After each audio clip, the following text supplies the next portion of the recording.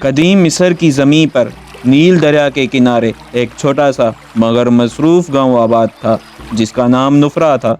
اس گاؤں کی سب سے خاص جگہ اس کا بازار تھا، جہاں ہر روز زندگی کی رونقیں بکھرتی۔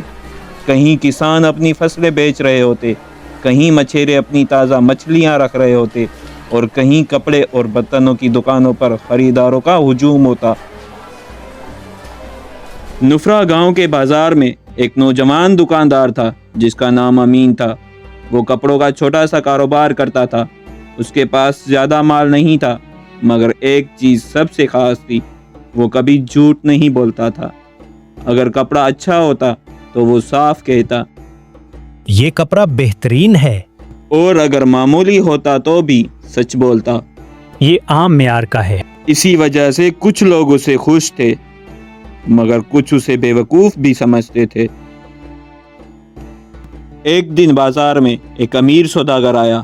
اس کے پاس قیمتی ریشمی کپڑا تھا۔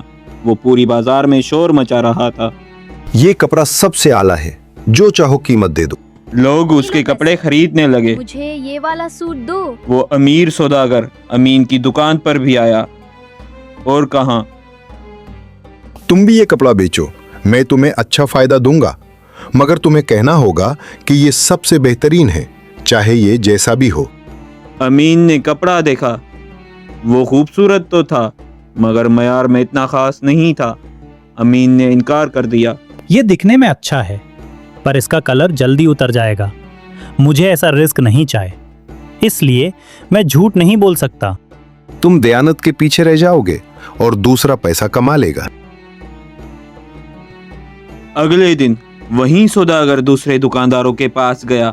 انہوں نے جھوٹ بول کر وہ کپڑا بیچنا شروع کر دیا۔ آہستہ آہستہ امین کی دکان پر گاہک کم ہونے لگے۔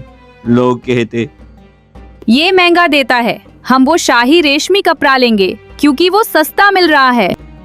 امین کی آمدنی اب کم ہو گئی اور اس کے گھر میں مشکل آ گئی۔ یہ سب دیکھ کر اس کی ماں نے کہا، بیٹا، کبھی کبھی تھوڑا جھوٹ زندگی آسان بنا دیتا ہے۔ لیکن امین خاموش رہا۔ اسی گاؤں میں ایک بوڑھا قاضی رہتا تھا جس کا نام حکیم پتہ تھا۔ وہ بازار میں آیا اور سب دکانداروں کو دیکھا۔ اس نے امین کو بلایا اور کہا، تم نے دیانت کو چھوڑا نہیں، مگر تمہارے صبر کا امتحان ہو رہا ہے۔ اگر سچ بولنے سے بھوک سے مر بھی جاؤں گا تو بھی میں جھوٹ نہیں بولوں گا۔ یہی اصل دولت ہے۔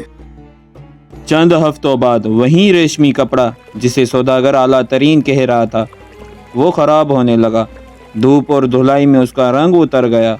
لوگ غصے میں آ گئے۔ ہم سے جھوٹ بولا گیا۔ سوداگر بازار چھوڑ کر بھاگ گیا۔ اب لوگ امین کی دکان پر واپس آنے لگے۔ ایک ایک کر کے سب نے کہا، بھائی ہم نے غلطی کی، اصل اعتماد تمہاری دکان میں تھا۔ امین نے کسی کو تانا نہیں دیا، بس مسکرا کر کہا، سچائی کبھی ہارتی نہیں، بس وقت لیتی ہے۔ کچھ مہینوں بعد امین کی دکان بازار کی سب سے معتبر دکان بن گئی۔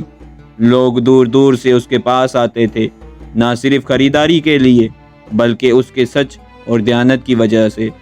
حکیم پتہ نے آخری بار کہا، جو سچ پر قائم رہتا ہے وقت اسے ضرور عزت دیتا ہے۔ اس کہانی سے ہمیں یہ سیکھنے کو ملتا ہے کہ دیانت وقتی طور پر نقصان دے سکتی ہے، مگر آخر میں ہمیشہ عزت، اعتماد اور کامیابی اسی کی ہوتی ہے جو سچ پر قائم رہے۔